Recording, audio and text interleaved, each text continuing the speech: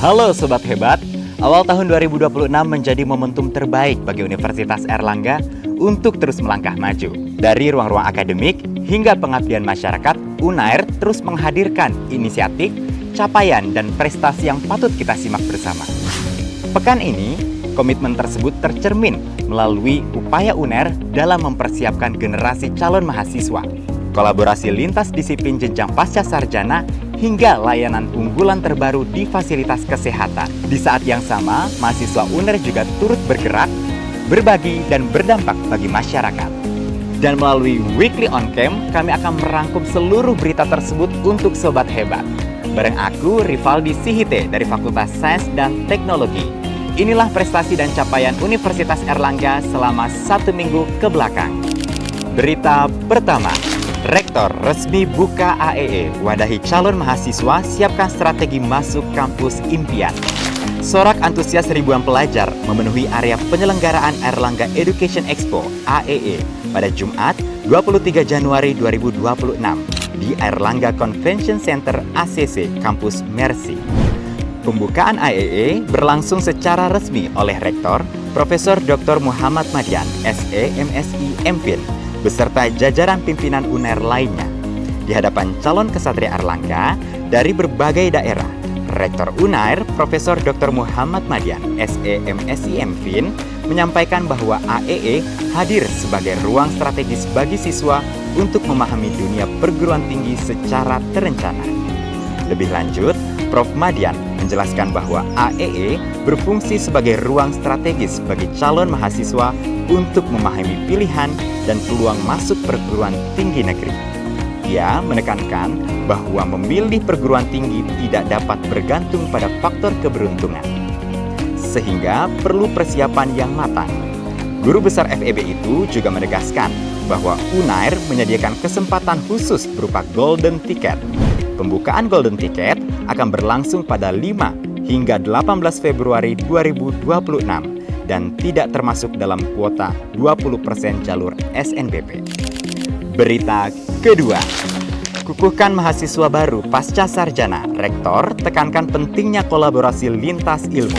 Universitas Airlangga, UNAIR, kembali gelar pengukuhan penerimaan mahasiswa baru. Program pendidikan doktor, magister, subspesialis, spesialis, dan profesi semester genap tahun akademik 2025-2026. Pengukuhan tersebut berlangsung pada Selasa 27 Januari 2026 di Gedung Airlangga Convention Center ACC. Sejumlah 936 mahasiswa baru hadir dan mengikuti secara hikmat prosesi pengukuhan tersebut yang dipimpin oleh Rektor dan jajaran pimpinan UNAIR. Di antara 936 mahasiswa baru yang dikukuhkan, 6 orang diantaranya merupakan mahasiswa asing penerima beasiswa Airlangga Development Scholarship ADS, dengan rincian 1 mahasiswa berasal dari Sudan, 2 mahasiswa dari Kazakhstan, 2 mahasiswa asal Yaman, dan 1 mahasiswa asal Pakistan. Selain itu, terdapat pula 3 penerima beasiswa rektor, 4 penerima beasiswa pasca sarjana, 25 penerima beasiswa guru, dan 12 penerima beasiswa LPDP. Rektor UNAIR Profesor Dr. Muhammad Madian, SE, MSI, MPhil, dalam sambutannya menuturkan bahwa keputusan para mahasiswa melanjutkan pendidikan di UNAIR merupakan langkah penting yang mencerminkan komitmen kuat terhadap pengembangan diri, keilmuan, dan kontribusi nyata bagi masyarakat. Lebih lanjut, ia juga mengingatkan kembali pada para mahasiswa baru tentang nilai yang tercermin dalam UNAIR hebat. Humble, excellent, brave, agile, transcendent. Ia menyebut UNAIR bukan sekedar tempat belajar, melainkan juga sebagai sebuah komunitas riset yang menjunjung tinggi nilai excellence with morality. Ia juga menghimbau agar para mahasiswa baru dapat memanfaatkan berbagai kesempatan yang ada di UNAIR, termasuk memanfaatkan fasilitas riset serta membangun kolaborasi dengan para dosen, guru besar maupun dengan sesama mahasiswa. Pada akhir, Profesor Madian menegaskan pada para mahasiswa baru bahwa komitmen, ketekunan, kejujuran, dan etika luhur adalah kunci keberhasilan. Berita ketiga. Rumah Sakit UNAIR resmikan cath lab untuk layanan jantung dan pembuluh darah. Sebagai rumah sakit pendidikan, Rumah Sakit Universitas Airlangga (RSUA) terus memperkuat layanannya dalam bidang kesehatan. Salah satunya adalah layanan jantung dan pembuluh darah dengan meluncurkan Cath Lab. Peresmian ini berlangsung di lantai 1 gedung Geraha Trimed Rumah Sakit Unair pada Rabu, 28 Januari 2026. Rektor Unair, Profesor Dr. Muhammad Madian, SEMSI MFin, mengatakan bahwa penyakit jantung dan pembuluh darah masih menjadi tantangan kesehatan terbesar di Indonesia. Dengan adanya Cath Lab, lanjutnya layanan ini dapat menjadi solusi nyata yang dapat diakses oleh seluruh lapisan masyarakat. Bagi Unair, peresmian Cath Lab akan memperkuat posisi RS Unair sebagai laboratorium ekosistem riset dan pendidikan. Fasilitas ini akan menjadi tempat belajar bagi para calon dokter spesialis dan subspesialis, sehingga mereka mampu menguasai teknologi kedokteran terkini untuk diaplikasikan di seluruh pelosok Indonesia kelak. Sementara itu, Direktur Rumah Sakit Unair, Dr. Muhammad Ardian Cahya Laksana, SPOG, Subs.Ginsos, MKes, mengatakan bahwa peresmian ini merupakan bagian dari komitmen RS Unair dalam meningkatkan kualitas dan kapasitas pelayanan kesehatan, khususnya pada layanan kardiovaskular, neurologi, dan bedah toraks kardiovaskular. Ia mengatakan bahwa ruang Cath Lab baru di Geraha Trimed ini mulai beroperasi pada 5 hingga 27 Januari 2026 dan telah melakukan 46 tindakan. Menurutnya, capaian tersebut menjadi indikator awal meningkatnya kebutuhan layanan intervensi, sekaligus menunjukkan bahwa kehadiran Cath Lab mampu menjawab kebutuhan pelayanan. Setelah rangkaian kabar terbaru dari kampus selama sepekan terakhir, kini kita masuk ke dalam segmen yang paling ditunggu-tunggu oleh Sobat Hebat, yaitu kabar prestasi. Tentunya prestasi ini tidak hanya membanggakan, tetapi juga menginspirasi bagi kita semua. Prestasi pertama, bangga bisa berbagi. Mahasiswa BBK Unair ajari UMKM bikin website.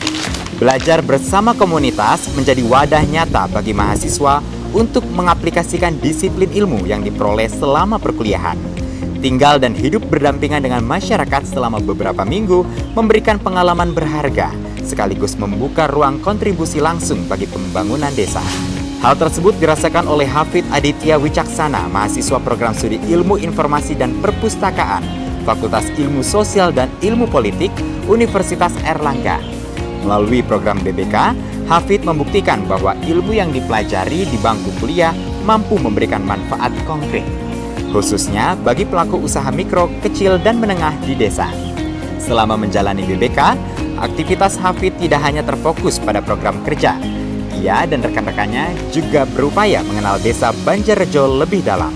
Salah satunya dengan terlibat langsung membantu petani di sawah.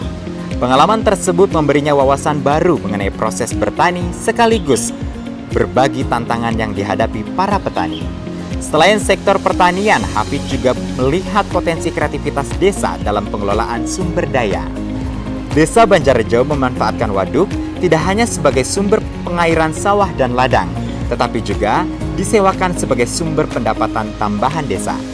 Dana tersebut kemudian digunakan untuk mendukung pembangunan dan kepentingan bersama masyarakat.